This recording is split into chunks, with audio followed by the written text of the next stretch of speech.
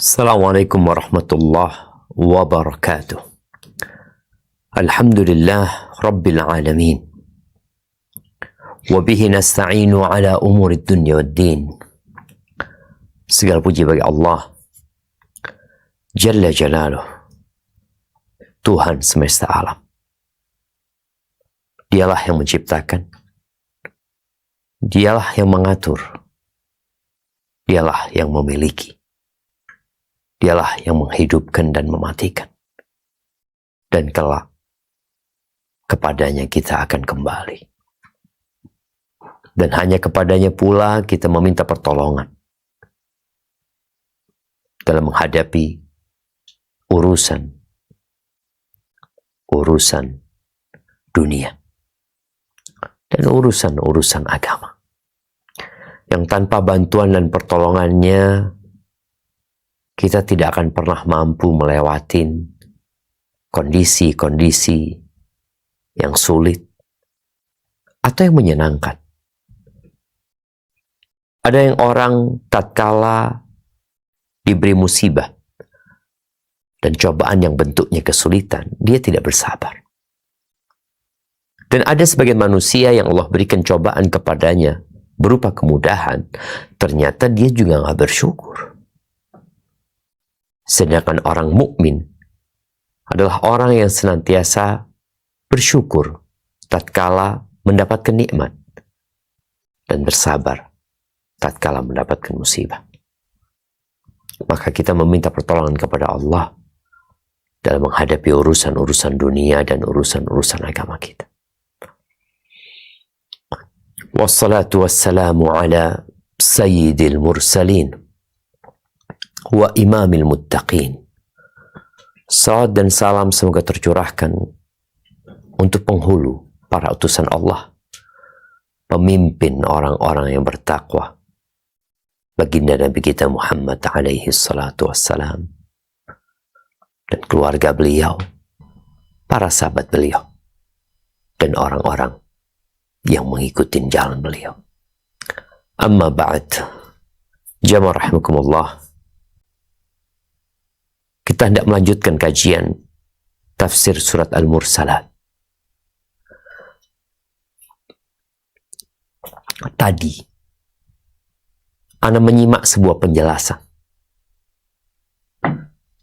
tentang tidak sedikitnya umat Islam yang mengagungkan Al-Quran sebagai mushaf Quran, sebagai sesuatu. Bagaimana mereka meletakkannya di tempat yang indah. Bagaimana mereka marah tatkala ada yang menistakan Al-Quran itu. Khususnya dari orang-orang yang tidak beriman dengan Al-Quran. Tapi ternyata ada sebagian umat Islam, atau bahkan banyak, yang memuliakan Al-Quran hanya sebagai sebuah kitab, tapi tidak memuliakannya sebagai pedoman hidup mereka. Rasul Sallallahu Alaihi Wasallam mengeluhkan kepada Allah, mengatakan, wa qala ar-rasulu, ya Rabbi, inna qawmi ittakhadhu hadzal Qur'ana mahjura. Rasul berkata, wahai Rabbku, sesungguhnya kaumku menjadikan Al-Quran ini sesuatu yang mereka abaikan, mereka tinggalkan. Ada orang yang menghafal Al-Quran, tapi mengabaikan Al-Quran. Dia hafal, dia membaca, tapi tatkala dia tidak mengamalkannya dan tidak menjadikan Al-Quran itu sebagai pedoman hidup untuk dirinya, maka dia mengabaikan Al-Quran. Betapa sering ada orang yang membaca Al-Quran, wal Qur'anu yal'anu. Quran yang dia baca melaknat dia yang membacanya. Kita perlu melakukan evaluasi terhadap diri kita sendiri.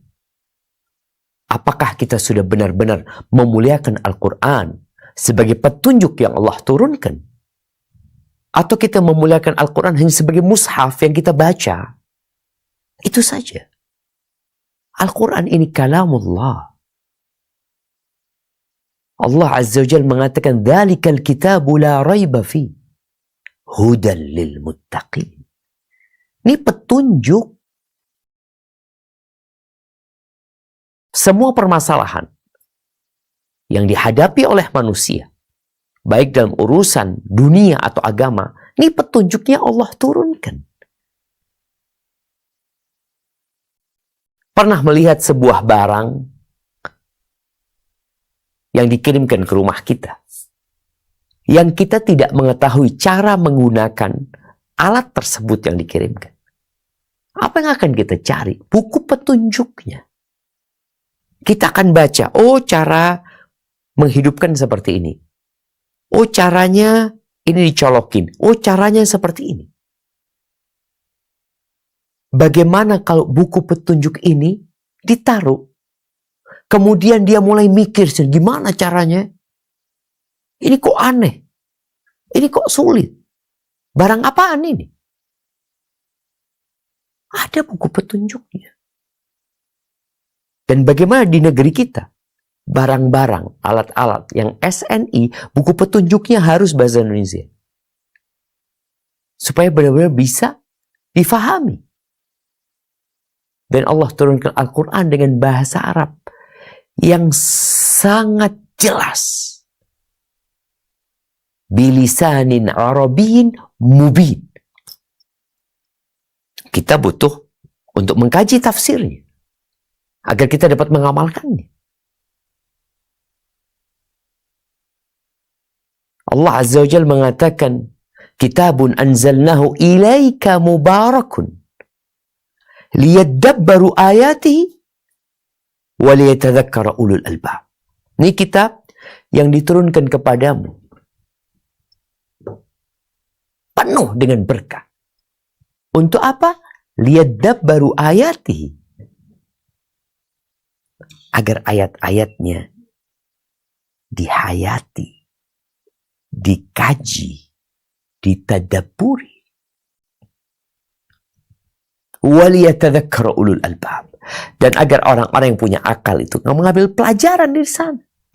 Dia mengingat, sehingga tatkala menjalani kehidupan di muka bumi ini, dia tahu bagaimana caranya. Maka hendaklah setiap muslim memperhatikan hubungan dia dengan Al-Quran. Jangan sampai masuk dari orang-orang yang mengabaikan Al-Quran, walaupun dia membacanya, walaupun dia menghafal. Karena tingkatan orang-orang meninggalkan Al-Quran banyak. Terus terang kita bangga dengan muslim yang Masya Allah. Bagaimana dia membela Al-Quran dalam mushaf ketika mau dibakar atau di apa. Tapi kita sedih tatkala engkau tidak mengamalkan yang di dalamnya. Tidak menjadikan petunjuk itu sebagai pedoman hidup. Sampai dicontohkan seperti seorang yang cerdas, brilian, yang pinter, dia ngamar kerja di sebuah perusahaan. Ditolak oleh perusahaan ini, diterima oleh perusahaan lain. Perusahaan lain ini yang menerima, dia mengatakan, engkau orang yang cerdas, engkau orang yang brilian, engkau punya pengalaman banyak, engkau hebat ini itu. Akhirnya dia diletakkan di kantor paling bagus di perusahaan itu, tapi di luar. Di luar. Dia cuma untuk orang datang, assalamualaikum, ahlan wasahlan, terus masuk ke perusahaan tanpa digunakan ilmu orang itu, pengalaman orang itu. Hanya dijadikan simbol. Apa gunanya? Alhamdulillah. Yahdikumullah sebab. Baik, jamaah rahimakumullah. Kita telah membaca surat Al-Mursalat. surat Makkiyah di mana Allah bersumpah dengan makhluk-makhluk ciptaannya,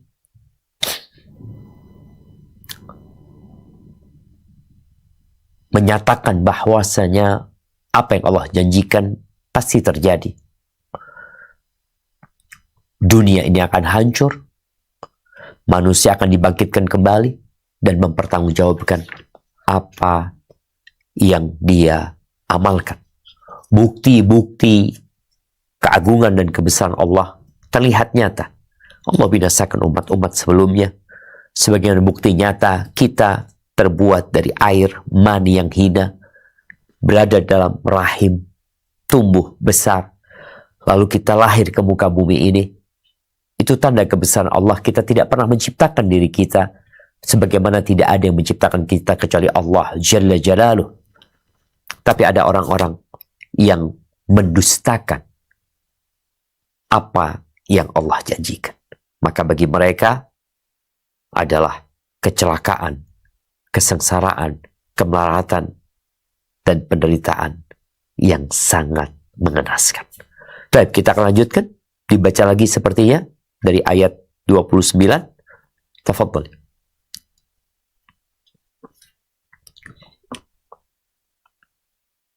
Bismillah, lanjutan tafsir surah Al-Mursalat dari kitab Lubabut Tafsir min Ibni Katsir, karya Dr. Abdullah bin Muhammad Al-Syaikh hafizahullahu ta'ala.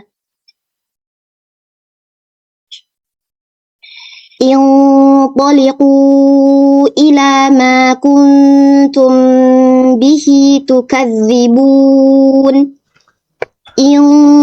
انطلقوا إلى ظل ذي ثلاث شعب لا ظليل ولا يغني من اللهب إنها ترمي بشرر كالقصر كأنه جمالة صفر ويل يومئذ للمكذبين هذا يوم لا ينطقون ولا يؤذن لهم فيعتذرون ويل يومئذ للمكذبين هذا يوم الفصل جمعناكم والأولين فإن كان لكم كيد فكيدون ويل يومئذ للمكذبين. Barakallahu fiik. Langsung dibaca di tafsirnya. Di bagian ini, ya. Di bagian ini, Allah Azza wa Jalla berfirman mengabarkan orang-orang kafir yang mendustakan hari kebangkitan, pemberian balasan, surga dan neraka. Sehingga kelak pada hari kiamat akan dikatakan kepada mereka, Inṭaliqū ilā mā kuntum bihi tukadzibūn. انطلقوا إلى ظل ذي ثلاث شعب. Pergilah kamu untuk mendapatkan azab yang dahulunya kamu mendustakannya. Pergilah kamu mendapatkan naungan yang mempunyai 3 cabang. Yakni, jika kobaran api semakin tinggi dan naik bersamaan dengan asap, maka karena kedahsyatan dan kekuatannya ia pun mempunyai 3 cabang. Barakallahu fikum. Mereka yang mendustakan hari kebangkitan, hari pembalasan, maka kelak mereka akan melihat balasan Allah dengan nyata. Maka ketika neraka jahanam itu dihadirkan, waji'a yawma idzin bi jahannam yawma idzi yatadzakkarul insan wa anna lahu dzikra. Manusia akan mengingat akan dosa-dosa yang dia lakukan. akan perbuatan-perbuatan yang selama di dunia dia lakukan. Baik itu kebajikan atau keburukan. Tapi jelas semua manusia adalah pelaku dosa. Lalu Allah katakan, wa anna lahu dzikra. Apa gunanya ingat pada hari itu? Yaqulu ya laitani qaddamtu li hayati. Mereka mengatakan, andai kata aku berbuat, beramal untuk kehidupanku yang sebenarnya. Banyak manusia beramal untuk masa tua dia, masa pensiun dia. Lupa dengan kehidupan yang sebenarnya, yaitu kehidupan akhirat. Mereka mendustakan hal itu. Kita lihat bagaimana manusia bekerja dari pagi sampai siang, siang sampai sore, adzan dikumandangkan, dia abaikan. Panggilan-panggilan Allah dia tidak indahkan. Maka akan dikatakan kepada mereka pada hari itu, pergilah kamu, intaliqu ila ma kuntum bihi tukadzibun. Ini yang kalian dustakan. Hadhihi jahannamul lati yukadzibu bihal mujrimun. Ini yang didustakan oleh para pendosa itu. Intaliqu, kalian pergilah ke sana. Jadi azab buat mereka bukan hanya azab fisik, tapi kejiwaan mereka pun disiksa dengan diperintahkan untuk pergi sendiri menuju kepada azab yang mereka dustakan. Dan dari dahsyatnya neraka ini, ketika dia berkorbar, dia memiliki 3 cabang yang siap untuk menerkam manusia. Baik, lanjutkan. La dhalilin wa la yughni minal lahab. Yang tidak melindungi dan tidak pula menolak nyala api neraka. Maknanya ialah naungan asap yang muncul akibat kobaran api itu sendiri tak bisa dijadikan naungan dan tidak pula bisa melindungi dari kobaran api. Artinya, asap itu tidak bisa melindungi mereka dari panasnya kobaran api. Barakallahu fikum. Ketika orang membaca ayat ini, oh, api itu menimbulkan asap seperti naungan. Kobaran api itu muncul asap darinya yang kadangkala orang berpikir bisa terlindung dari kobaran api apabila berteduh di bawah naungan tersebut. Tapi naungan itu pun panas. Mereka seakan-akan berharap ya, bisa mendapatkan sedikit kenyamanan. Tapi tatkala mereka mendekat, mereka semakin tersiksa. Jadi orang kalau dari awal tahu ini panas, ya udah, dia siap-siap. Tapi kalau dalam hatinya dia berharap bisa bernaung di tempat itu, ternyata tempat itu tidak bisa untuk bernaung, maka batinnya akan tersiksa. Dan itu yang terjadi dengan penghuni neraka. Barakallahu fikum. Nah,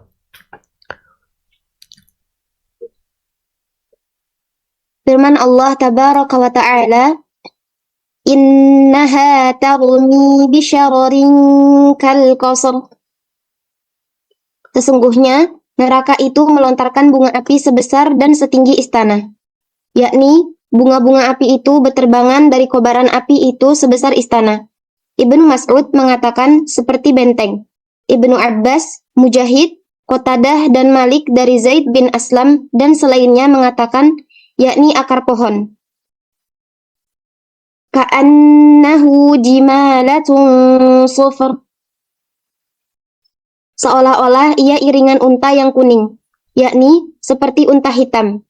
Demikian yang dikemukakan oleh Mujahid, Al-Hasan, Qatadah, Ad-Dhahhak, dan menjadi pilihan Ibnu Jarir. Dan dari Ibnu Abbas, Mujahid, Sa'id bin Jubair, jimalatun sufr, yakni tambang kapal laut. Wailun yawma idzil lil mukadzibin. Kecelakaan yang besarlah pada hari itu bagi orang-orang yang mendustakan. Barakallahu fiik. Bagaimana Allah menggambarkan dahsyatnya api neraka. Bunga api yang dilontarkan oleh neraka. Kalau kita bicara bunga api, kadang-kala kalau kita lihat orang sedang ngelas, ada bunga api yang melontar. Akhirnya tukang las itu harus pakai kacamata ya, supaya bunga api itu tidak mengenai wajahnya. Bunga apinya itu seperti benteng-benteng yang besar. Seperti istana-istana. Ibnu Abbas menyebutkan seperti akar pohon. Jadi kalau kita lihat akar pohon itu banyak cabangnya. Jadi bunga api yang keluar itu bukan satu titik, bukan 2 bunga, bukan 3 bunga, tapi seperti akar yang mendekati manusia pada waktu itu. Itu kalau bicara besar. Dan mereka beruntun datangnya. Disebutkan ka'annahu jimalatun sufr. Mereka seperti onta hitam yang cenderung kekuningan.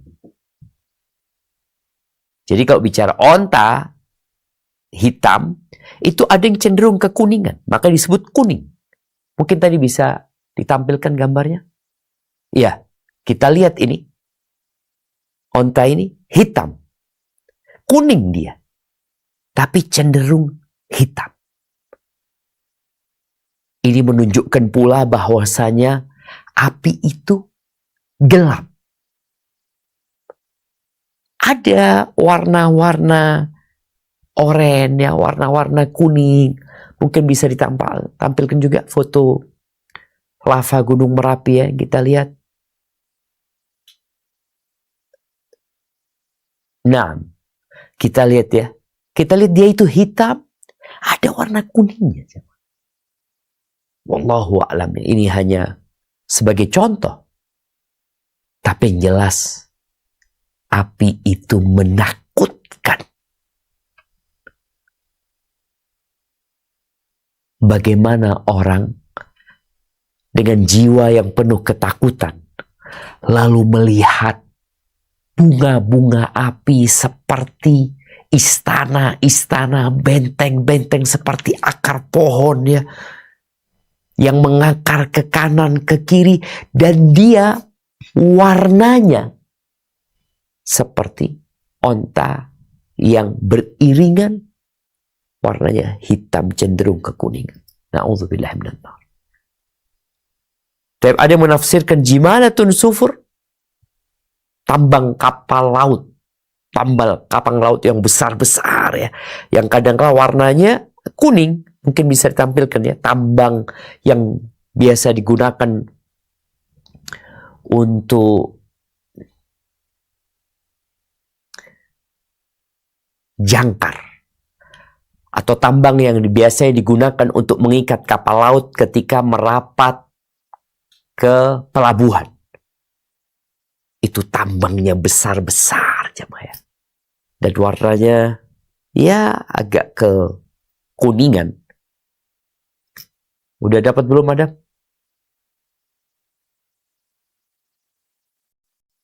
Nggak dapat. Tambang kapal laut. Tambang kapal laut. Tunggu jamaah.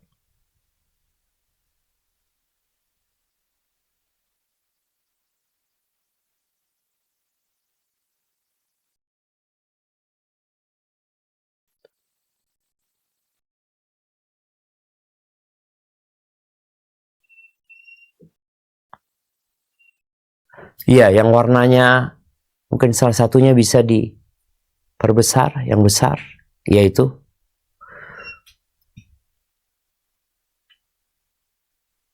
ya kita lihat ya, tambang seperti ini warnanya agak kekuningan, ya itu di antara maknanya warna dari api atau bunga api yang terbang dari neraka itu seperti ini kira-kira, atau seperti onta tadi yang warnanya hitam atau kuning kehitaman. Barakallahu fikum. Baik, kita lanjutkan. Kemudian Allah Jalla Jalaluh berfirman, Hadza yaumu la yantiqun. Ini adalah hari yang mereka tidak dapat berbicara, yakni tidak dapat berkata-kata. Lanjutkan. Wala yu'zanu lahum faya'tadzirun. Dan tidak diizinkan kepada mereka minta uzur sehingga mereka dapat minta uzur. Maksudnya ialah mereka tidak mampu berbicara dan tidak pula diberi izin kepada mereka melakukan hal tersebut untuk memberikan alasan. Akan tetapi, hujjah, dalil telah ditegakkan atas mereka dan telah terbukti ungkapan atas mereka dari kezaliman yang mereka buat. Sedang mereka tidak dapat berbicara. Persidangan hari kiamat itu terdiri dari beberapa keadaan, dan Allah terkadang mengabarkan keadaan yang satu dan pada kesempatan lain menceritakan keadaan yang lainnya, demi menunjukkan kedahsyatan berbagai peristiwa mengerikan dan juga goncangan pada hari tersebut. Maka itu, setiap kali setelah memberikan uraian terhadap ungkapan tersebut, Allah berfirman, Wailu yawma idzil lil mukadzibin. Kecelakaan yang besarlah pada hari itu bagi orang-orang yang mendustakan. Barakallahu fiik. Jadi orang yang mendustakan hari kebangkitan atau orang yang mendustakan sebuah hukuman di dunia umpama. Ada seorang yang melakukan perampokan. Lalu dikatakan, engkau kalau ketangkep, dan sepertinya engkau pasti tertangkap, engkau akan dipotong kakimu secara silang dengan tanganmu. Kemudian hidungmu akan dipotong, gigimu akan dicabut, kukumu akan dicabut, kulit kepalamu akan dilepas. Lalu dia bilang, enggak benar kok itu. Akhirnya dia melakukan perampokan. Setelah dia ngerampok, dia ketangkep. Kemudian dia mendapatkan hukuman yang sudah dikatakan kepada dia. Maka orang ini dikatakan celaka, engkau udah dikasih tahu engkau. Bahwa azab itu nyata. Dan engkau pasti ketangkep. Tapi karena dia mendustakan, maka kecelakaan buat dia. Ibnu Katsir tadi menyebutkan, di ayat ini Allah menyebutkan satu kejadian di mana mereka tidak bisa berbicara. Ada kondisi orang-orang itu tidak bisa berbicara, tidak bisa mengemukakan alasan mereka. Tapi nanti di waktu lain Allah berikan kesempatan kepada mereka untuk menyampaikan alasan mereka, tapi tidak diterima. Kenapa? Karena hujah Allah sudah ditegakkan. Bagaimana Allah ceritakan penghuni neraka itu teriak-teriak. Akhirnya mereka berbicara, memanggil Malik. Wanadau, ya Malik, liyaqdi alaina rabbuk. Mereka teriak-teriak mengatakan, wahai Malik, mintakan kepada Tuhanmu agar mematikan kami. Manusia ketika disiksa dengan siksaan yang dia tidak mampu untuk menghadapinya, dia berharap mati sudah, lebih baik. Dan penghuni neraka minta dimatikan. Mereka minta sama Allah, nggak dijawab sama Allah, maka mereka meminta lewat Malik. Malaikat penjaga neraka, liyaqdi alaina rabb, agar Rabb mematikan kami. Malik tidak menjawab. Di beberapa tafsir disebutkan selama 1000 tahun. Malik mendiamkan orang-orang di neraka teriak-teriak. Pada akhirnya Malik mengatakan, innakum makithun. Innakum makithun. Laqad ji'nakum bilhaq. Walakinna aktsarakum lil haqqi karihun. Kalian akan tetap di neraka. Kami telah datang membawa kebenaran kepada kalian, tapi kebanyakan kalian nggak suka dengan kebenaran. Karena kalau bicara kebenaran kadangkala bertentangan dengan syahwat nafsu manusia. Maka diabaikan. Lalu kalian mengemukakan alasan, oh kami lupa, kami ini, itu. Maka dikatakan kepada mereka, nggak ada kesempatan mereka untuk mengemukakan alasan mereka. Untuk menyampaikan permohonan maaf mereka. Mereka akan diam di sana selama-lamanya. Maka celaka buat orang-orang yang mendustakan. Nah, lanjutkan.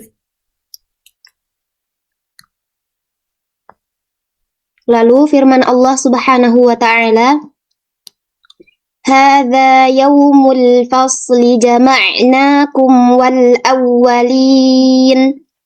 Ini adalah hari keputusan. Kami mengumpulkan kamu dan orang-orang terdahulu, yakni dengan kekuasaannya, dia mengumpulkan mereka dalam satu padang luas yang mereka bisa didengar oleh penyeru dan dapat pula dijangkau oleh pandangan. Barakallahu fikum. Subhanallah. Itu yang disebut padang mahsyar. Bagaimana Allah kumpulkan manusia pertama sampai manusia terakhir. Kita akan bersama dengan Nabi Adam di tempat itu. Kita akan bersama Nabi Nuh bersama kaumnya. Kita akan bersama Nabi Hud, Nabi Saleh, Nabi Ibrahim, semua nabi. Semua manusia yang Allah ciptakan akan berkumpul di padang mahsyar. Itu hari penyelesaian. Hari keputusan. Berapa banyak pertikaian terjadi di muka bumi ini? Betapa sering manusia mensalahkan kelompok lain menyalahkan kelompok ini. Semua agama yang ada di muka bumi ini mengklaim agama mereka adalah agama yang benar. Padahal innad dina 'indallahil Islam. Agama yang diterima di sisi Allah hanya Islam. Maka hari itu Allah akan berikan keputusan. Orang-orang yang bertikai, maka Allah akan putuskan. Allah sudah turunkan Al-Quran kepada mereka. Tapi mereka mengabaikannya. Nah, lanjutkan.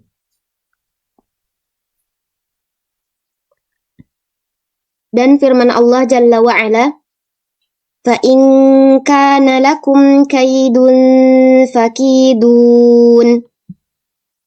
Jika kamu mempunyai tipu daya, maka lakukanlah tipu dayamu itu terhadapku. Ini bentuk ancaman keras, sekaligus intimidasi yang tegas. Dengan kata lain, jika kalian mampu menyelamatkan diri dari genggamanku dan lepas pula dari hukumku, maka lakukanlah. Karena sesungguhnya, kalian tidak akan pernah mampu melakukan hal tersebut.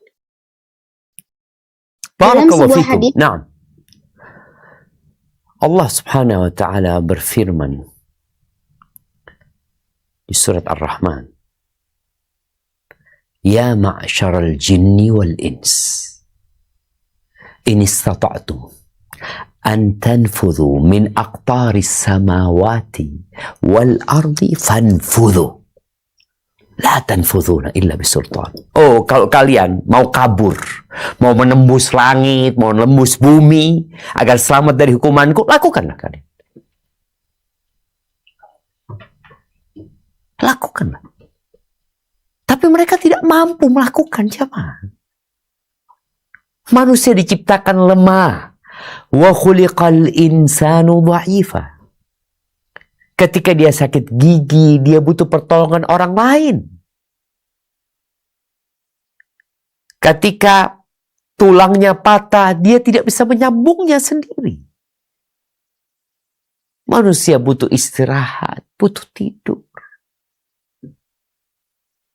Makanya di padang mahsyar, pada saat manusia dikumpulkan di satu padang terbuka, bumi yang putih, yang datar, seperti roti tipis yang dibentangkan. Di mana mereka bisa dipandang dan dilihat, mereka tidak bisa kabur kemana-mana. Tapi kalau kalian berpikir mau kabur, mau menyelamatkan diri, di muka bumi, Manusia bisa kabur. Kenapa kita melihat ada orang-orang yang menjadi tersangka atau masih menjadi saksi, tapi tidak boleh keluar negeri. Ditetapkan dia, paspornya diambil, dilarang keluar negeri. Karena dia mau kabur kadang-kadang seperti itu. Tapi di padang mahsyar, silahkan dia mau kabur. Allah perbolehkan. Allah perkenankan. Yang jadi pertanyaan, apa yang dia miliki sehingga dia bisa melarikan diri? Gak punya apa-apa. Dikeluarkan dari kubur telanjang. Tidak membawa harta. Yang dia bawa hanyalah amal perbuatan dia. Nah, dilanjutkan.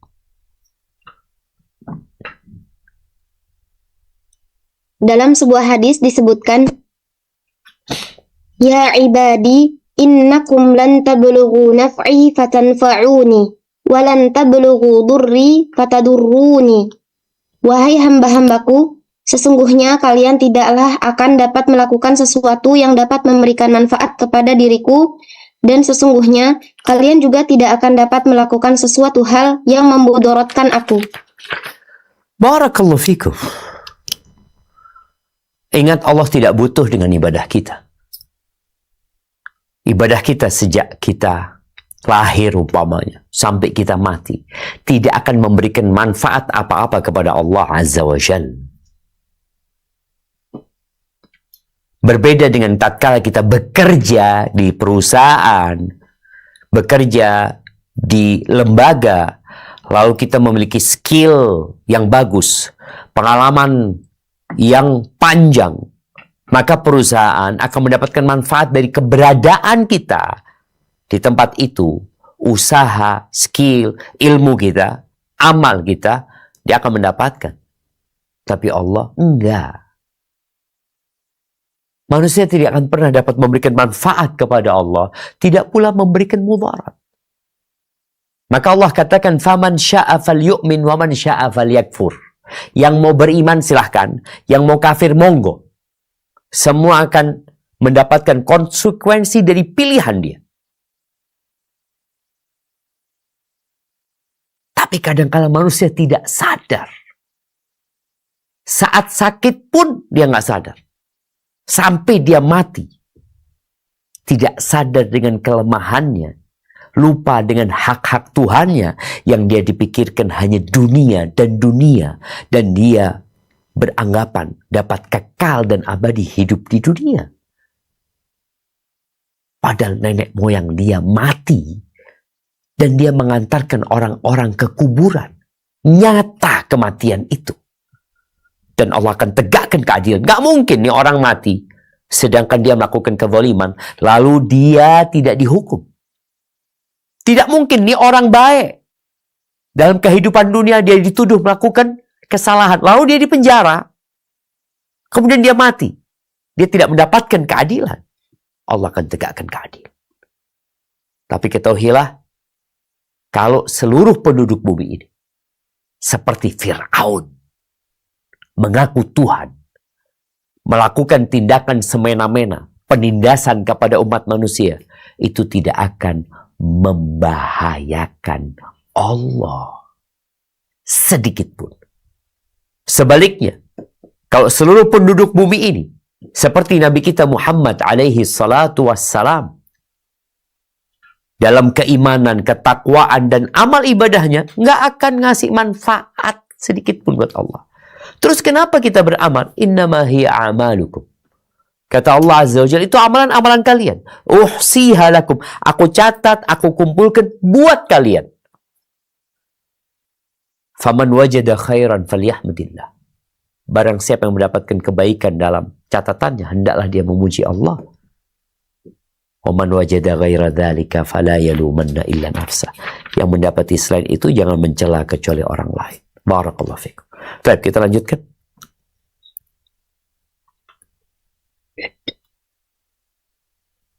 Innal muttaqina fi dhilalin wa 'uyun وفواكه مما يشتهون كلوا واشربوا هنيئا بما كنتم تعملون إنا كذلك نجزي المحسنين ويل يومئذ للمكذبين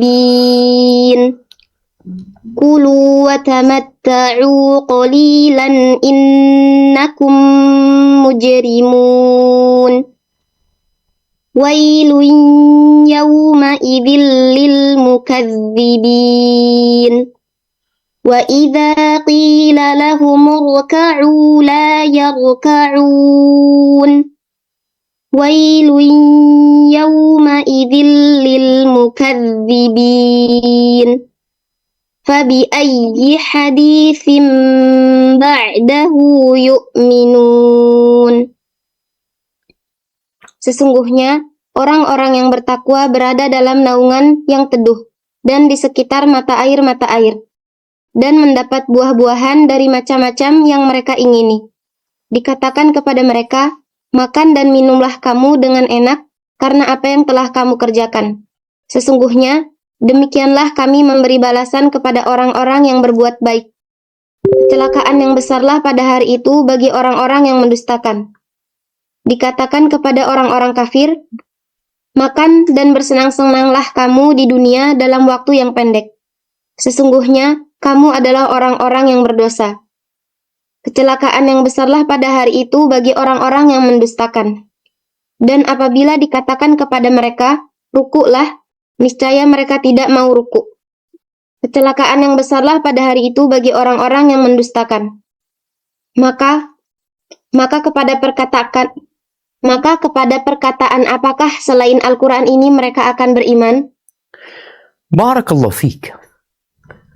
Di akhir surat Al-Mursalat, setelah Allah menjelaskan kondisi orang-orang yang mendustakan, bagaimana mereka akan mendapatkan kecelakaan, kesengsaraan dan penderitaan tanpa henti, Allah menjelaskan kondisi orang-orang yang beriman, orang-orang yang bertakwa.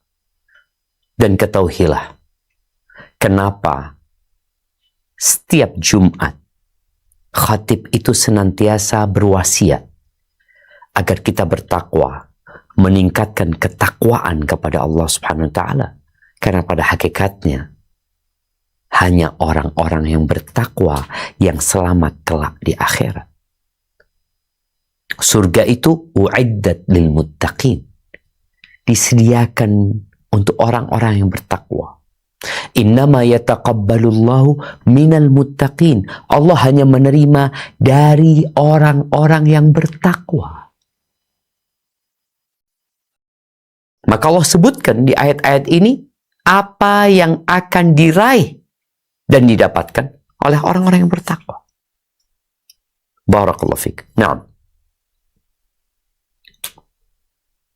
Allah berfirman, seraya mengabarkan tentang hamba-hambanya yang bertakwa, yang bersungguh-sungguh beribadah kepadanya dengan menunaikan semua kewajiban dan juga meninggalkan semua larangan. Di hari kiamat kelak, mereka berada di surga dan mata air. Dengan kata lain, yang amat jelas bertolak belakang dengan keadaan orang-orang yang sengsara, karena mereka berada di bawah naungan asap hitam dan busuk. Barakallahu fiik. Di sini disebutkan fi dhilal. Mereka berada dalam naungan yang teduh. Tidak seperti naungan penghuni neraka. Naungannya dari asap yang tebal, asap itu panas. Maka Allah sebutkan di surat Al-Waqi'ah, wa dhillin min yahmum. Dan mereka akan mendapatkan naungan dari hawa yang panas. Dari asap tadi yang panas. Yang tidak berguna buat mereka. Sedangkan orang-orang yang bertakwa fi dhil, mereka berada di surga. Mereka di bawah pohon-pohon yang sangat besar. dan sangat teduh buat mereka. Wa uyun, di situ ada mata air yang mengalir.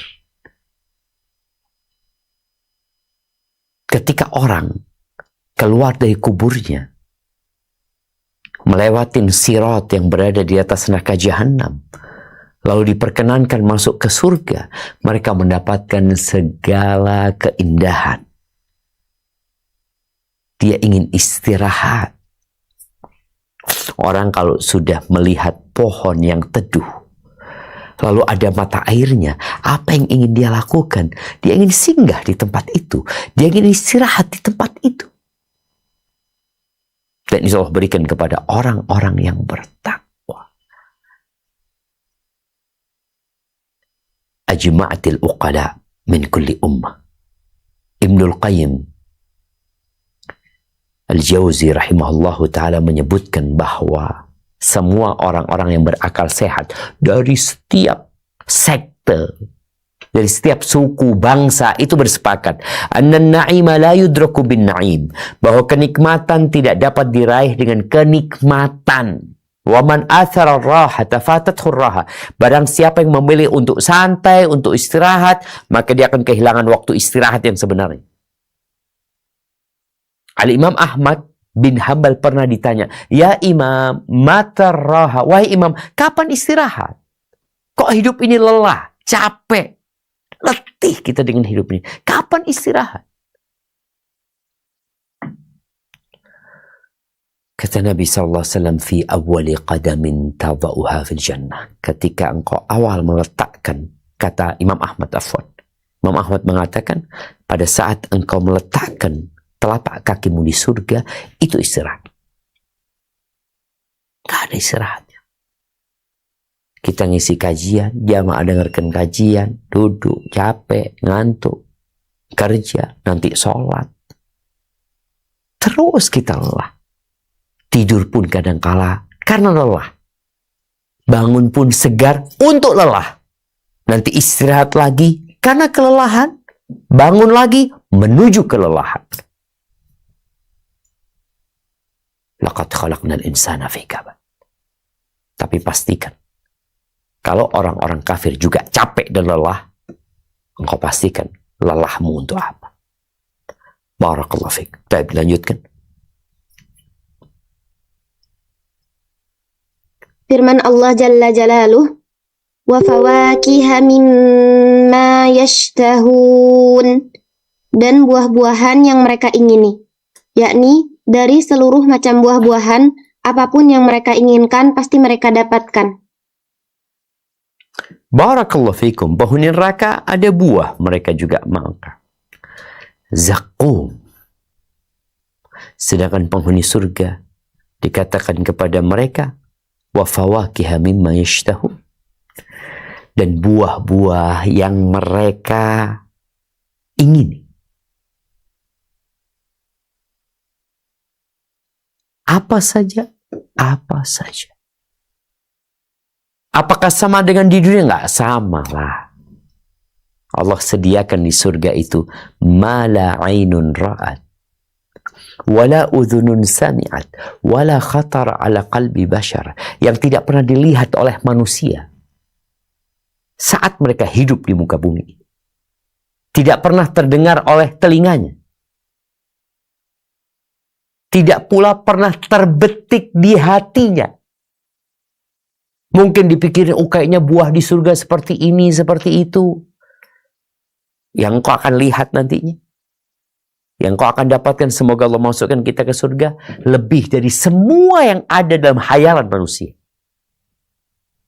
Kemudian yang lebih dari itu, di surga tidak ada toilet, tidak ada rumah sakit, tidak ada apotek. Maka tempat yang paling buruk yang diisi manusia di dunia ini adalah perut. Karena dari situ kita akan hidup dengan penyakit dan penyakit. Tapi di surga engkau makan, engkau minum hanian dengan enak. Makan dan minumnya bukan karena engkau punya uang. Makan minumnya bukan karena engkau orang kaya berangkat ke restoran paling mewah. Tapi makan minum di surga bima kuntum ta'malun, disebabkan amal perbuatan kalian. Oleh karena itu, segala sesuatu di akhirat itu sesuai dengan amalnya. Bagi orang-orang yang mendustakan, tentunya mereka akan menderita hidupnya. Baik, lanjutkan. Kulu washrabu hani'an bima kuntum ta'malun. Makan dan minumlah kamu dengan enak karena apa yang telah kamu kerjakan. Yakni hal tersebut dikatakan kepada mereka sebagai bentuk kebaikan kepada mereka. Lanjut. Selanjutnya, Allah Subhanahu wa Ta'ala berfirman seraya menyampaikan berita yang bersambung, Inna kadzalika najzil muhsinin. Sesungguhnya demikianlah kami memberi balasan kepada orang-orang yang berbuat baik. Artinya, bahwasannya inilah pahala yang kami berikan atas sebaik-baik amal. Wailun yawma idzil lil mukadzibin. Kecelakaan yang besarlah pada hari itu bagi orang-orang yang mendustakan. Barakallahu fikum. Allah sebutkan di surat Ar-Rahman, hal jazaa'ul ihsan illa al-ihsan. Orang yang berbuat baik, maka kebaikan buat dia. Dan kalau bicara kebaikan, ada kebaikan yang wajib, ada kebaikan yang sunnah. Kadang-kadang kita melihat, oh ada orang-orang yang berbuat baik di muka bumi ini. Thomas Alva Edison yang menciptakan bola lampu umpamanya. Yang bola lampu itu menerangi dunia. Masa dia nggak masuk surga? Kalau dia mengatakan la ilaha illallah Muhammad Rasulullah, insya Allah masuk surga. Tapi kalau enggak, kebaikan orang-orang yang tidak mengatakan la ilaha illallah Muhammad Rasulullah, Allah balas di dunia. Selesai. Ketahuilah, keburukan yang paling dahsyat di muka bumi ini adalah melakukan kesyirikan. Makanya orang baik adalah orang yang mengatakan la ilaha illallah Muhammad Rasulullah. Itu syarat utama untuk masuk surga. Walaupun ada orang muslim yang mengatakan la ilaha illallah Muhammad Rasulullah, mungkin dia berbuat dosa, ya dia akan mendapatkan hukuman. Tapi kalau ada orang berbuat baik, namun dia tidak mengatakan la ilaha illallah, Allah haramkan masuk surga. Oh, bagaimana dengan kebaikan dia? Semua kebaikan dia dengan kebaikan Allah Subhanahu wa Ta'ala. Dan Allah akan berikan balasan di dunia. Selesai. Maka ahibati fillah, ketika Allah menyebutkan di sini, inna kadzalika najzil muhsinin. Sesungguhnya demikianlah kami memberikan balasan kepada orang-orang yang berbuat baik. Dan hendaklah kita tahu, tolok ukur, ini baik, ini buruk, itu Allah. Oh, dari mana kita tahu? Allah turunkan wahyunya. Allah turunkan Al-Quran. Allah utus nabinya. Kalau engkau nggak percaya dengan Al-Quran yang Allah turunkan, dengan sabda Nabi SAW, ya terserah. Allah sudah kasih kebebasan kepada dirimu. Engkau mau beriman, monggo, mau kafir, silahkan. Tapi yang jelas, Allah mengatakan, innal ladzina kafaru min ahlil kitabi wal musyrikina fi nari jahannam.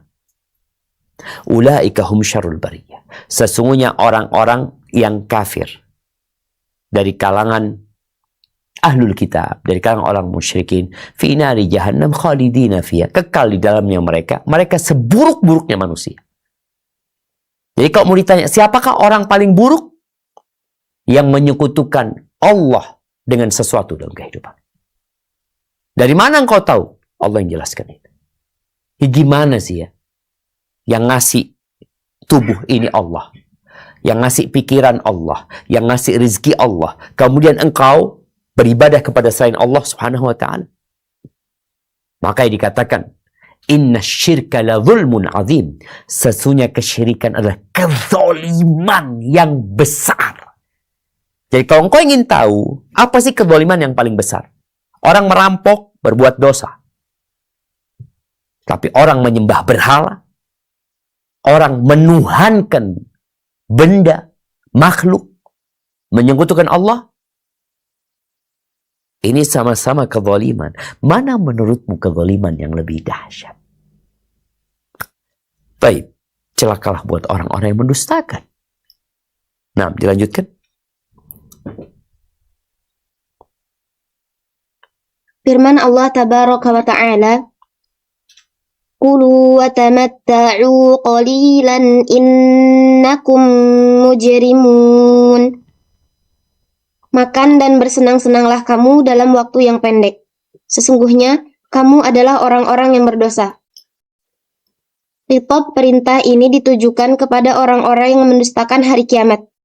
Adapun perintah yang diberikan kepada mereka merupakan ancaman sekaligus intimidasi, di mana Allah Azza wa Jalla berfirman, Kulu wa tamatta'u qalilan.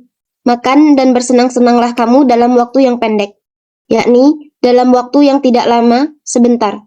Innakum mujrimun. Sesungguhnya kamu adalah orang-orang yang berdosa.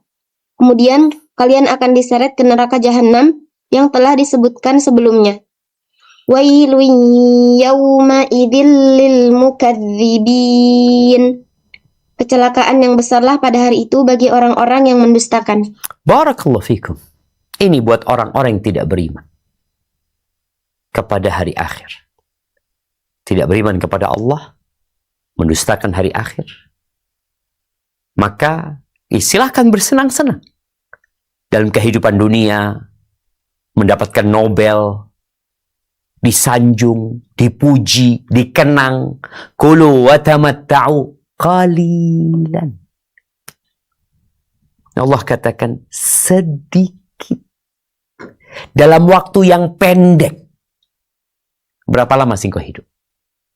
70 tahun, 100 tahun, 200 tahun.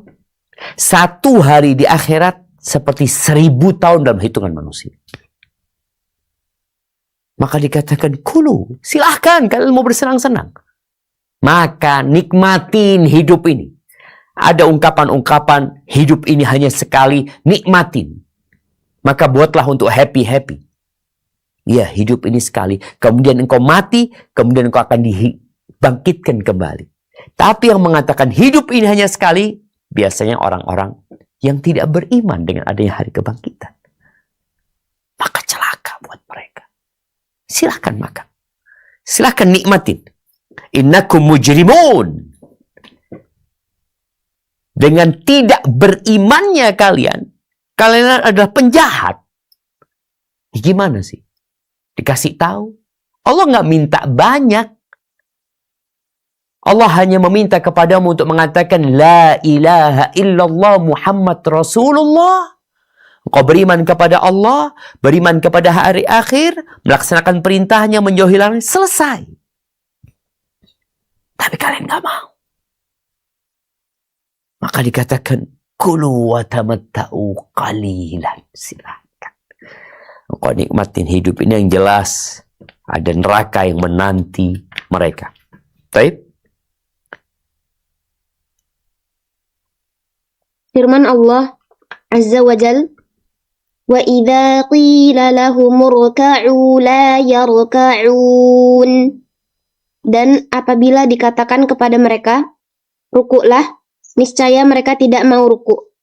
Maknanya, jikalau orang-orang kafir bodoh itu diperintahkan untuk mengikuti orang-orang yang mengerjakan sholat berjamaah, maka mereka akan menolak ajakan tersebut dan bahkan menyombongkan diri atas hal tersebut.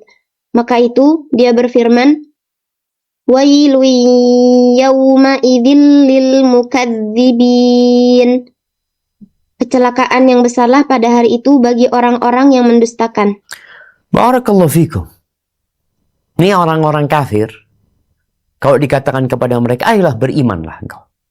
Ayolah sholat. Selamatkan diri kalian. La yarka'un. Nggak mau mereka. Di beberapa proyek besar, selalu ada tulisan utamakan keselamatan. Selamat di mana? Ya di proyek aja. Selamat yang ditulis di sana, selamat ketika bekerja. Nanti di rumah ya nggak selamat, terserah. Tapi di sini utamakan keselamatan. Sehingga harus pakai helm, ya. Harus pakai sepatu. Ada aturan yang harus diikutin. Hanya supaya selamat ketika bekerja. Kalau terjadi bencana, musibah, jatuh kayak atau apa, dia selamat. Pernahkah kita berpikir bagaimana kita selamat tatkala melewati sirat yang berada di atas neraka jahanam? Yang doa para nabi pada saat itu hanya selamatkan, selamatkan. Allahumma sallim, sallim. Orang yang mendustakan hari kebangkitan nggak akan berpikir selamat pada hari itu. Dia berpikir selamat sekarang.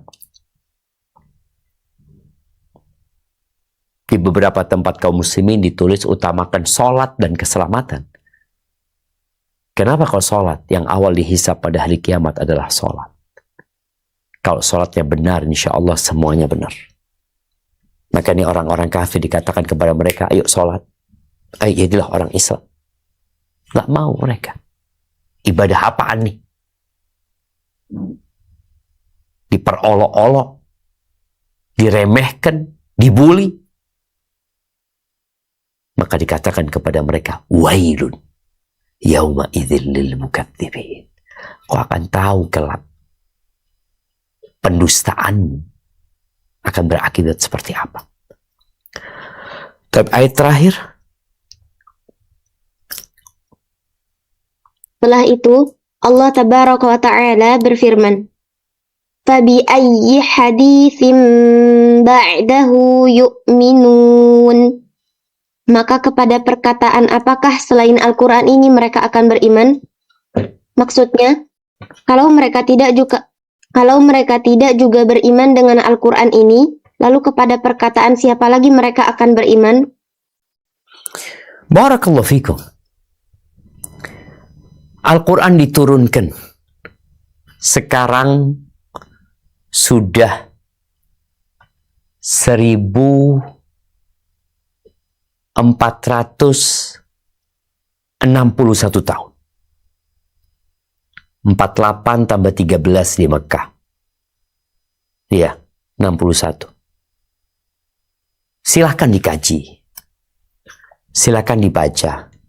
Silahkan diteliti. Dipastikan kebenarannya, monggo. Kalau kalian nggak mau beriman dengan Al-Quran ini, terus dengan omongan apa kalian akan beriman?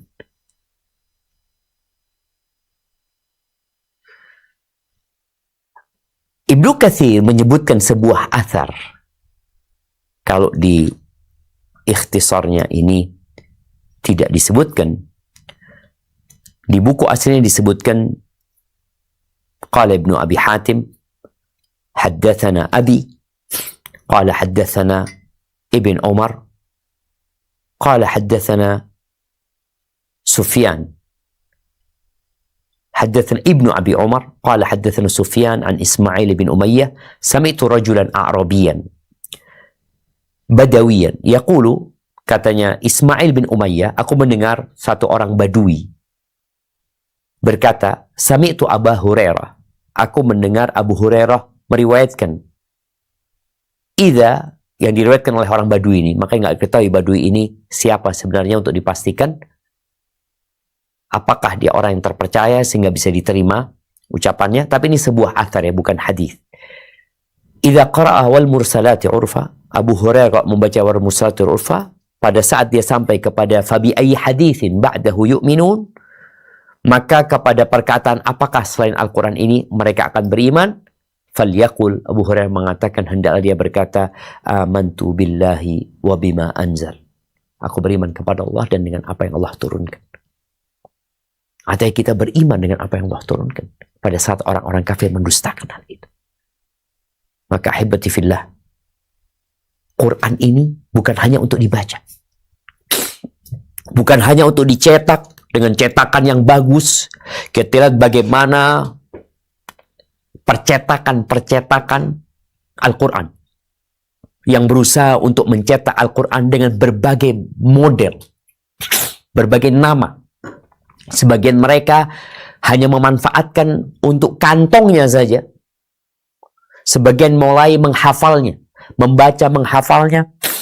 Tapi ingat, Quran diturunkan untuk dibaca, dikaji, ditadaburi, dan diamalkan. Bukan hanya untuk dibanggakan. Oh, kita punya Al-Quran. Ya, engkau beriman dengan Al-Quran? Iya. Engkau bangga dengan Al-Quran? Iya. Kenapa engkau nggak amalkan? Kenapa engkau tidak jadikan pedoman untuk hidupmu? Kenapa tatkala berbagai macam problematika menghadapi atau datang kepadamu, menghadang jalan hidupmu, kenapa kau nggak kembali kepada Al-Quran? Hanya dipajang di rumahnya? Hanya dibaca untuk ruqyah mungkin? Quran ini hujjatun laka au alaik. Quran ini akan menjadi hujjah yang membelamu, memberikan syafaat kepadamu, menyelamatkan dirimu dari azab kubur, dari kelak di padang mahsyar. Ketika melewati sirat, Quran akan memberikan syafaat. Atau Quran akan menggugat. Semoga Allah menjadikan Al-Quran ini pembela-pembela kita kelak pada hari kiamat. Dan semoga kita dibantu untuk mengamalkannya dalam kehidupan ini dan ikhlas dalam menjalaninya. Barakallahu fiik, itu mungkin yang dapat kita kaji pada kesempatan kali ini. Kita masuk ke sesi tanya jawab. Tafadhol. Nah, Ustaz, jazakumullah khairan ya Ustaz. Ana langsung baca pertanyaan masuk Ustaz. Assalamualaikum warahmatullahi wabarakatuh Ustaz. Waalaikumsalam warahmatullahi wabarakatuh. Ustaz Hafizakallah, izin bertanya, jika diberi nasihat tentang agama, tetapi sulit kita untuk menerimanya Ustaz, apa yang sebaiknya kita lakukan agar hati tetap terbuka terhadap kebenaran Ustaz? Demikian Ustaz, jazakumullah khairan Ustaz. Barakallahu fiik. Naam, ahibati fillah. Berkaitan dengan kondisi sulit menerima nasihat, maka salah satu penyebabnya adalah dosa. Dosa itu penyebab hati menjadi keras. Apa yang harus dilakukan? Maka hatinya harus dilembutkan. Seperti gelas air ini ya. Gimana kita mau nuangin air ke tempat ini? Kita nggak akan bisa. Kalau kita menuangkan air ke gelas ini, dalam kondisi tutupnya nggak dibuka. Kalau Anda siramkan basah semua meja ini, dan air itu tidak akan masuk ke dalam gelas ini. Maka yang perlu dilakukan, dibuka, baru dituangin. Tatkala kita sadar, hati kita mulai tertutup, hati kita mulai keras ya, sulit mendapatkan nasihat, yang pertama harus dilakukan adalah memperbanyak istighfar. Perbanyaklah engkau istighfar. Berapa kali terserah. Nabi SAW sekali duduk 100 kali. Sekali duduk. Duduk nih. Baca Rabbighfirli wa tub alayya innaka antat tawwabur rahim. Atau innaka antat tawwabur rahim. Innaka antat tawwabur rahim. Rabbighfirli wa tub alayya innaka antat tawwabul ghafur. Atau innaka antat tawwabur rahim. Sekali duduk 100 kali. Berapa kali beliau membaca? Beliau sudah diampuni dosa yang lalu dan yang akan datang. Kita yang terus berbuat dosa, yang sulit untuk bersyukur, yang sibuk dengan kesalahan orang lain, berapa kali kita istighfar? Maka kalau kita merasa tadi hati kita keras, sulit mendapatkan nasihat, perbanyak istighfar. Bertobat kepada Allah Subhanahu wa Ta'ala. Kemudian berkumpullah dengan orang miskin. Datang ke rumah orang miskin. Kumpul sama orang miskin. Lihat rumah mereka. Lihat kehidupan mereka. Cintai mereka. Ziarah kubur. Termasuk yang dapat melembutkan hati. Setelah itu, semoga hati kita bisa lebih menerima nasihat. Dan kecintaan kepada dunia membuat orang buta dan sulit untuk menerima kebenaran. Kadangkala kita sampaikan ada banyak alasan dia untuk menolak nasihat tersebut. Ya sudah, innama alaikal balagh, tugas kita hanya menyampaikan dan mendoakan orang tersebut semoga mendapatkan hidayah. Hadza wallahu a'lam bissawab. Nah.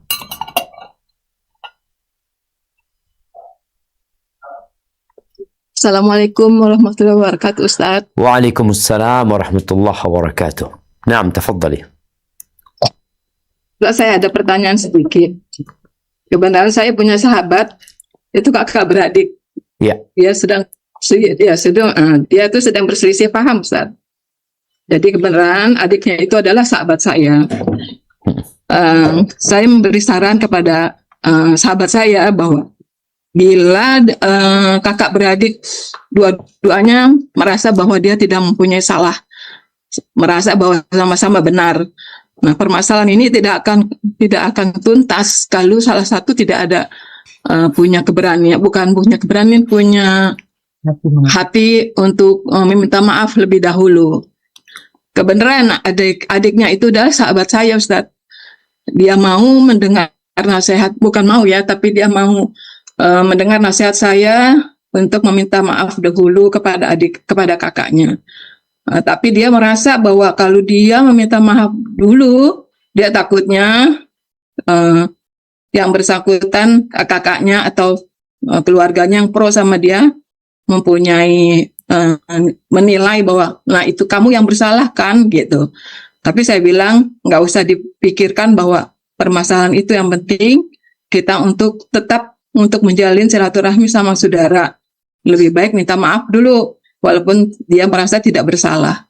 Bagaimana menurut Ustadz ya, Ustadz? Minta nasihatnya, Ustadz. Siap, barakallahu fikum. Naam, ahibati fillah.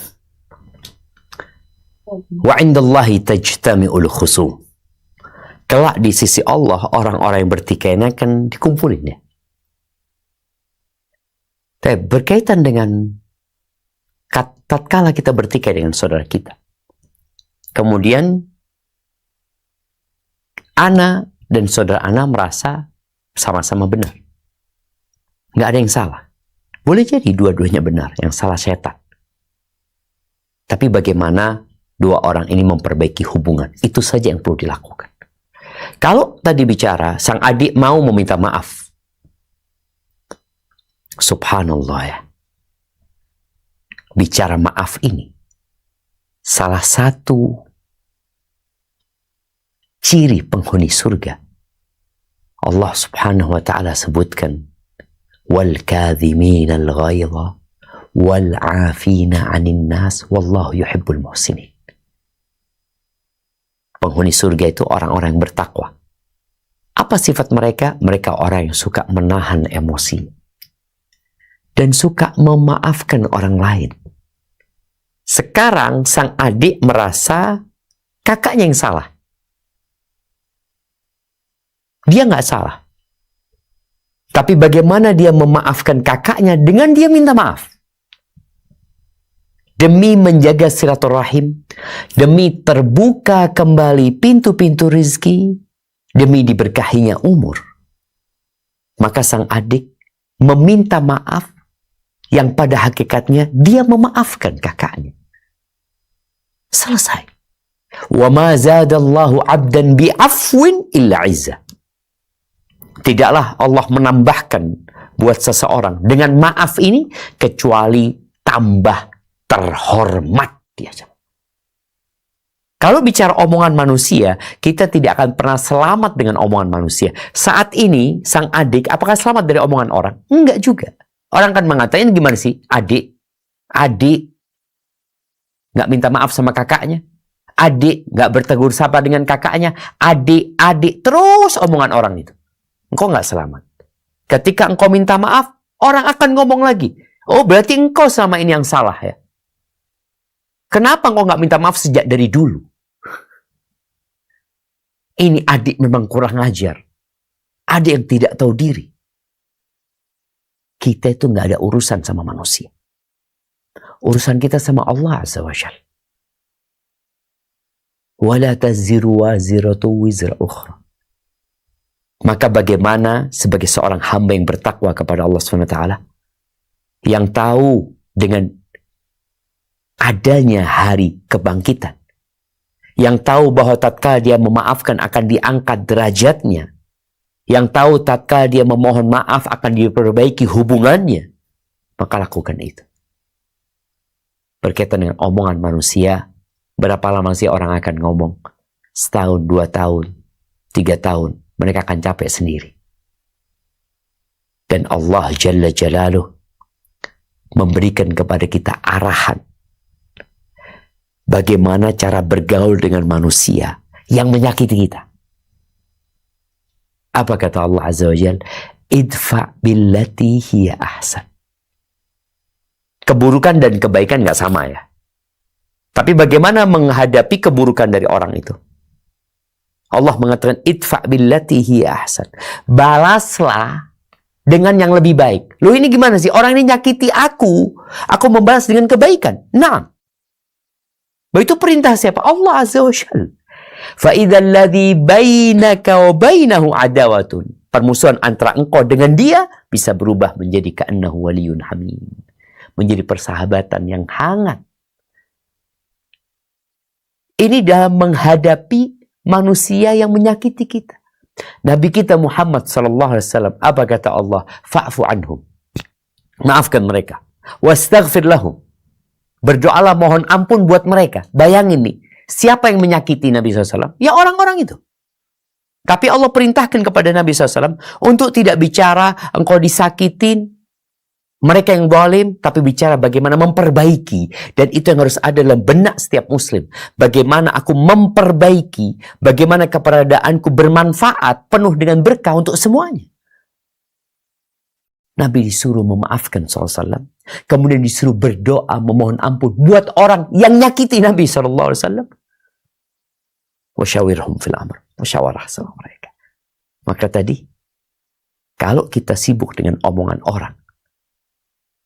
orang-orang tidak akan pernah bisa memberikan manfaat kepada kita. Dan tidak akan bisa memberikan mudarat kepada kita. Yang bisa memberikan manfaat dan mudarat adalah Allah Azza wa Jalla. Maka carilah keridhaan Allah. Allah akan bikin orang-orang ridha sama engkau. Hadza wallahu a'lam bissawab. Naam. Nah, Ustaz, jazakumullah khairan ya Ustaz. Lanjut ke pertanyaan berikutnya Ustaz. Assalamualaikum warahmatullahi wabarakatuh Ustaz. Waalaikumsalam warahmatullahi wabarakatuh. Izin bertanya Ustaz Hafizakallah, jika seseorang tidak pernah mengingkari ayat-ayat Allah, tetapi juga tidak menjadikannya sebagai pedoman hidup, apakah itu termasuk bentuk pendustaan secara perbuatan Ustaz? Mungkin mirip ya Ustaz dengan pertanyaan kedua Ustaz. Apakah termasuk mendustakan ayat Allah ketika seseorang mengetahui kebenaran tetapi tidak mengamalkannya Ustaz? Demikian Ustaz. Jazakumullah khairan Ustaz. Barakallahu fikum. Berkaitan dengan orang yang percaya sama Al-Quran, yakin dengan Al-Quran, tapi dia tidak mengamalkannya dalam kehidupan ini, atau dia tidak menjadikannya sebagai pedoman hidup dia mungkin melakukan itu karena syahwat yang menggiring dia, karena merasa berat untuk mengamalkan apa yang Allah perintahkan, sehingga dia menyelisihi perintah Allah, melanggar larangan-larangan Allah Subhanahu wa taala. Kembali kepada firman Allah yang tadi kita baca di surat Al-Furqan di ayat 30 ya, ketika Allah mengatakan waqala ar-rasul, dan Rasul itu berkata, mengeluh kepada Allah, mengadu kepada Allah Subhanahu wa taala tentang perbuatan kaumnya terhadap Al-Quran ini. Ya Rabbi, inna qaumi ittakhadhu hadzal Qur'ana mahjura. Sesungguhnya kaumku menjadikan Al-Quran ini sesuatu yang mereka abaikan, mereka tinggalkan. Jadi meninggalkan Al-Quran ini tidak satu tingkatan, bertingkat-tingkat. Yang pertama adalah dengan tidak mempercayainya. Ini tingkatan paling tinggi ya, dalam mengabaikan Al-Quran. Dia tidak mempercayai. Yang kedua, ada yang percaya tapi tidak membacanya. Tapi ada yang percaya, dia membaca, tapi tidak mau menghafalnya. Ada yang percaya, dia membaca, menghafal, tapi dia tidak mau menghayatinya. Tidak mau mentadabburinya. Ada yang percaya sampai menghayati, mentadabbur, tapi dia tidak mau berobat dengannya. Padahal Al-Quran ini syifa. Kemudian ada yang mau melakukan itu, tapi dia tidak mau menjadikannya pedoman hidup, tidak berhukum dengan Al-Quran. Ini termasuk mengabaikan Al-Quran. Maka sesuai dengan tingkatan itu, dia akan mendapatkan balasan nanti. Tadi kita juga sampaikan sabda Nabi SAW bahwa Al-Quran ini bisa menjadi hujjah yang membelamu, memberikan syafaat kepadamu, bisa menjadi penggugatmu kelak pada hari kiamat. Kenapa? Yang tergantung tadi bagaimana hubungan kita dengan Al-Quran. Ada orang tadi yang dia percaya sama Al-Quran, tapi baca aja nggak pernah. Oh ini kitab, iya ini kitabku. Kau baca enggak? Enggak. Dalam setahun berapa kali kau hatam? Enggak pernah dia hatam. Engkau pernah baca Al-Quran sama artinya? Enggak. Makanya sebagian orang dilaknat sama Al-Quran ketika dia baca Al-Quran. Dia baca ayat umpamanya, ya ayyuhalladzina amanu taqullaha wa dharu ma baqiya minar riba in kuntum mu'minin. Wahai orang-orang beriman, bertakwalah kalian kepada Allah, tinggalkan sisa-sisa riba kalau kalian beriman. Ini orang baca Quran, dia pelaku riba. Dia lewatin aja. Nanti dia lewat lagi ayat itu hatam. Ya, baik. Jadi ada orang yang baca Quran, dia dilaknat sama Al-Quran. Maka bicara mendustakan, mungkin dia tidak mendustakan, tapi dia termasuk mengabaikan Al-Quran dengan tingkatan-tingkatan tadi yang disebutkan. Hadza wallahu a'lam bissawab. Nah.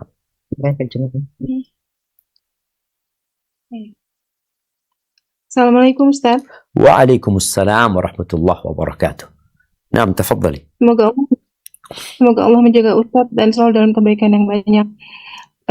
Pertanyaan Ustaz, apabila seseorang beramal dengan amalan suatu kaum, maka dia termasuk dari kaum itu.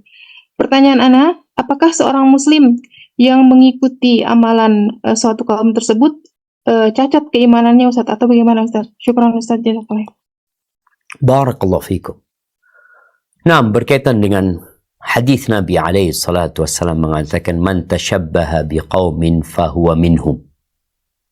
Barang siapa yang menyerupai suatu kaum, maka dia akan termasuk kaum tersebut. Ini kalau amalan yang terkhusus memang buat orang-orang kafir. Atau buat orang-orang fasik. Kalau ini menyerupai, aqal ahwali, disebut oleh Ibnu Taimiyah rahimahullahu ta'ala, derajat paling rendahnya, dia melakukan perbuatan yang haram. Dan boleh jadi dia jadi kafir. Namun amalan seperti apa yang menyebabkan dia dianggap melakukan kekufuran? Ketika amalan itu adalah amalan yang khusus buat kaum tersendiri, yang kalau dia melakukan amalan itu, maka orang akan melihat, oh ini dari golongan itu. Dari mana kau tahu? Ya ini amalan mereka. Berarti orang ini termasuk mereka. Artinya secara manusia akan menghukumi itu. Dan secara hukum agama, seperti itu hukum. Maka tingkatan terendahnya ya haram yang dia lakukan ketika menyerupai kaum itu. Dan boleh jadi sampai ke tingkat kekufuran ketika amalan kekufuran yang dia ikuti dari kaum tersebut. Hadza wallahu a'lam bissawab. Nah. Ustaz, jazakallahu khairan Ustaz. Pertanyaan berikutnya, Assalamualaikum warahmatullahi wabarakatuh Ustaz. Waalaikumsalam warahmatullahi wabarakatuh. Ustaz Hafizakallah izin bertanya, bagaimana cara mengukur bahwa keyakinan kita terhadap hari akhir benar-benar sudah berpengaruh pada akhlak dan kehidupan kita sehari-hari Ustaz? Demikian Ustaz. Jazakallahu khairan Ustaz. Barakallahu fiik. Ya, kalau pertanyaan bagaimana kita mengukur bahwa keimanan kita ini dengan hari akhir sudah terrealisasikan dalam kehidupan kita. Maka ukurannya tatkala kita beramal, kita ingat hari akhir. Tatkala kita sedekah, umpama, ya Allah aku berharap nanti sedekah ini menyelamatkan aku. Ketika seorang sholat, Dia jadi ingat yang awal yang akan dihisap adalah sholat. Aku akan perbaiki sholatku. Ketika dia berbakti sama orang tuanya, dia tahu pintu surga yang paling indah adalah berbakti sama orang tua. Jadi amalan dia dalam kehidupan ini, niatnya adalah tentunya Allah, ikhlas lillahi ta'ala, tapi ada sebuah keyakinan yang memotivasi dia untuk dia melakukan itu karena hari akhir. Contoh, ada orang sodakoh karena dia beriman. Kalau sodakoh akan dilipat gandakan. Dia berpikir cuma di dunia. Tapi ada orang sodakoh, iya aku tahu dilipat gandakan di dunia. Tapi aku berharap sodakoh ini menyelamatkan aku ketika aku melewati sirat yang berada di atas neraka jahanam. Makanya kadangkala ada doa umpamanya. Orang mengatakan semoga amalanmu ini memberatkan timbangan kebaikanmu kelak pada hari kiamat. Tatkala ada seorang datang kepada Nabi SAW, dia membawa seekor onta dengan pelana lengkap yang siap untuk digunakan jihad fisabilillah. Dia mengatakan hadhihi fisabilillah. Ini di jalan Allah Azza wa Jalla. Kata Nabi alaihi salatu wasallam, laka biha yaumal qiyamah. Engkau dengan ontamu ini kelak pada hari kiamat akan mendapatkan 700 naqah, 700 ekor onta, semuanya dengan pelananya. Itu yang akan didapatkan dia. Kapan? Bukan di dunia, yaumul qiyamah. Tatkala tadi bicara memaafkan, dapat apa aku memaafkan? Loh, kalau di dunia mungkin kau dicela sama orang-orang tadi, nggak ada urusan sama mereka. Tapi karena beriman dengan hari akhir, dia memaafkan. Dia berbuat baik kepada orang lain. Itu mungkin beberapa alat ukur ya, bahwa kita ini sudah benar-benar beriman dengan hari akhir dan perbuatan kita berlandaskan hal itu. Nabi alaihissalatu wasallam mengatakan, man kana yu'minu billahi wal yawmil akhir, barang siapa beriman kepada Allah dan hari akhir, fala yu'dhi jarahu, jangan mengganggu tetangganya. Maka tatkala dia tidak mengganggu tetangganya, ketika dia memuliakan tetangganya, karena dia ingat dengan hadis ini, aku beriman dengan Allah dan hari akhir. Man kana yu'minu billahi wal yawmil akhir falyaqul khairan aw liyasmut. Barang siapa yang beriman kepada Allah dan hari akhir, hendaklah dia berkata yang baik atau dia diam. Ketika dia menulis komen, dia ingat, ini komen akan aku dapati kelak di timbanganku, di catatanku pada hari akhir. Maka dia jadi berpikir. Karena itu, bukan karena ada yang mengawasi, bukan karena takut nanti aku dibully sama orang, bukan. Hadza wallahu a'lam bishawab. Mungkin kita ke pertanyaan terakhir. Tafadhol. Nah, Ustaz, jazakallahu khairan Ustaz. Pertanyaan berikutnya, Assalamualaikum warahmatullahi wabarakatuh, Ustaz. Wabarakatuh. Naam, tafadhol. Iya, izin bertanya Ustaz. Sebentar, Ustaz. Oke. Bagaimana cara mengukur bahwa keyakinan kita terhadap hari akhir benar-benar sudah berpengaruh? Udah itu ya, Afwan Ustaz. Mana tadi yang? Oh. Bagaimana kita membedakan antara rasa takut kepada azab Allah yang menumbuhkan ketakwaan dengan rasa takut yang justru membuat seseorang putus asa, Ustaz, dari rahmat Allah? Masya Allah, barakallah fiik. Nah, bicara rasa takut yang benar.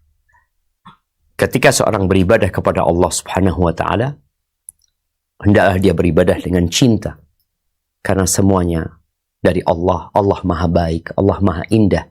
Dan semua kebaikan yang ada pada kita adalah karunia dan pemberian Allah Subhanahu wa Ta'ala. Di situ akan tumbuh cinta kepada Allah Jalla Jalla. Yang kedua, kita menuju kepada Allah setelah cinta itu sebagai pemandu kita dalam perjalanan, maka kita butuh dua sayap yang dengannya kita bisa terbang lebih tinggi lagi menuju kepada Allah SWT. Roja dan khauf, rasa takut dan harap. Rasa takut yang berlebih yang menyebabkan orang putus asa, akhirnya kayaknya Allah nggak ngampuni aku. Ini rasa takut yang tidak diperbolehkan. Maka perlu ada harap yang disebut harap-harap cemas. Kita berharap, tapi kita cemas. Kita takut amalan kita nggak diterima. Tapi kita yakin Allah Maha Pengampun, Maha Pengasih. Kalau rasa takut itu membuat dia kemudian tidak beramal, ini tidak benar. Tapi kalau rasa takut itu membuat dia semakin beramal, maka di sini perlu yang namanya roja. Iya, Allah Maha Pengampun. Yang membunuh 100 orang aja diampuni sama Allah SWT. Insya Allah Allah mengampuni aku. Jadi di sini rasa takut itu perlu dibalut dengan harapan. Maka ketika Allah menyebutkan para nabi dan orang-orang soleh itu, yad'unana raghaban wa rahaban. Mereka beribadah kepada kami raghaban, dengan penuh harap, wa rahaban, dengan penuh rasa takut. Wa kanu lana khashiin. Mereka adalah orang yang tunduk kepada aku. Jadi seperti itu yang perlu kita tumbuhkan. Oleh karena itu, kita perlu mempelajari azab Allah, sebagaimana kita perlu mengkaji rahmat Allah Subhanahu wa taala. Orang yang terlalu berharap, akhirnya dia terus berbuat dosa. Sebagaimana orang yang terlalu takut, ketakutan dia membuat dia akhirnya nggak beribadah kepada Allah karena merasa nggak mungkin diampuni sama Allah Subhanahu wa taala. Aqulu qawli hadha wa astaghfirullah li wa lakum wa li sairil mu'minin wal mu'minat fastaghfiruhu innahu huwal ghafurur rahim. Sampai berjumpa kembali. Wassalamualaikum warahmatullahi wabarakatuh.